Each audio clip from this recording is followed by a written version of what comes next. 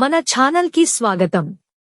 ఈరోజు కథ పేరు ఇతరులను హేళన చేస్తే కథ.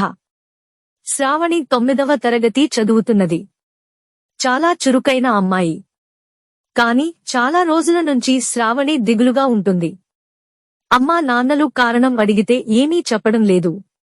ఏమీ లేదులే అంటుంది. శ్రావణి అన్నం కూడా సరిగా తినడం లేదు. మోర్కులు తగ్గుతున్నాయి. ఒకరోజు శ్రావణి వాళ్ల తాతయ్య చుట్టపు చూపుగా వచ్చాడు. విషయం తెలిసింది. తాతయ్య శ్రావణిని పిలిచాడు. దిగులుకు కారణం చెప్పితే పరిష్కారం చూపుతా అన్నాడు. తాను చాలా పొట్టిగా ఉన్నానని అందరూ తనను హేళన చేస్తున్నారు అని, రోజు రోజుకు హేళనలు శృతి మించుతున్నాయి అంటూ వెక్కి వెక్కి ఏడుస్తుంది. తాతయ్య శ్రావణి కన్నీరు తుడిచి ఒక కథ చెబుతా నిలమన్నాడు. ఒక అడవిలో మామిడి చెట్టు ఉంది. అది పూత పూసి కాయలు కాయడం మొదలుపెట్టింది. తన కాయలను చూసుకుని తానే మురిసిపోతుంది. సమీపంలో ఉన్న తుమ్మ చెట్టును చూసి ఛీ అంటూ హేళన చేయడం మొదలుపెట్టింది. నల్లని ఆకారం, ఒంటి నిండా ముండ్లు తప్ప ఏముంది నీలో, నిన్ను ఎవరూ పట్టించుకోరు అంటూ హేళనగా నవ్వింది. మామిడి చెట్టు, తుమ్మ చెట్టు పట్టించుకోలేదు. కొన్నాళ్లు గడిచాయి. తుమ్మ చెట్టుకు చాలా గిజిగాడు పక్షులు గూళ్లు కట్టి నివాసం ఉంటున్నాయి.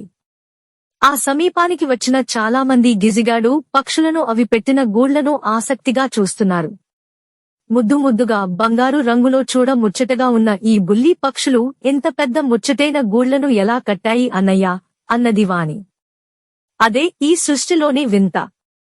తాము చాలా చిన్నగా ఉన్నాము, తమ పట్ల ఏమవుతుంది అనుకుంటే ఏమీ కాదు. ప్రయత్నం చేస్తే సాధ్యం కానిది ఏమీ ఉండదు. రైతులకు ఎంతో ఉపయోగపడుతుంది. తుమ్మ చెట్టు వల్ల ఉపయోగాలు చాలా ఉన్నాయి అంటూ చెబుతున్నాడు వాసు. అక్కడ నుంచి వెళ్తున్న చాలామంది గిజిగాని గూళ్లను, ఆ పక్షులను తదేకంగా చూస్తూ వెళ్తున్నారు.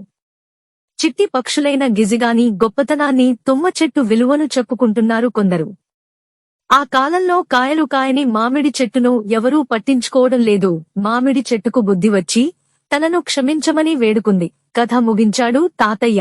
అర్థమైంది తాతయ్య అన్నది శ్రావణి. శ్రావణి ఎవరినీ పట్టించుకోక మరింత పట్టుదలతో చదువుతుంది. మార్కులు గణనీయంగా పెరుగుతున్నాయి. క్రమంగా శ్రావణికి స్నేహితులు పెరిగి తమకు అర్థం కాని విషయాలు చెప్పించుకుంటున్నారు. ఇంతకాలం శ్రావణికి వ్యతిరేకంగా జట్టును తయారు చేసి శ్రావణిని హేళన చేయించిన మాలినిని ఎవరూ పట్టించుకోవడం లేదు. కాలం గడుస్తుంది. 10వ తరగతి పబ్లిక్ పరీక్షల్లో శ్రావణి అత్యుత్తమ గ్రేడులో ఉత్తీర్ణత సాధించింది. శ్రావణి మూలంగా ఎంతోమంది మంచి గ్రేడులు సాధించారు. మాలిని ఫెయిల్ అయింది. ధన్యవాదాలు. మరికొన్ని కథలు కోసం మన ఛానల్ని లైక్ చేసి సబ్స్క్రైబ్ చేసుకోండి. మీ శ్రేయాభిలాషి, మల్టిపుల్ వేస్ తో గ్రో.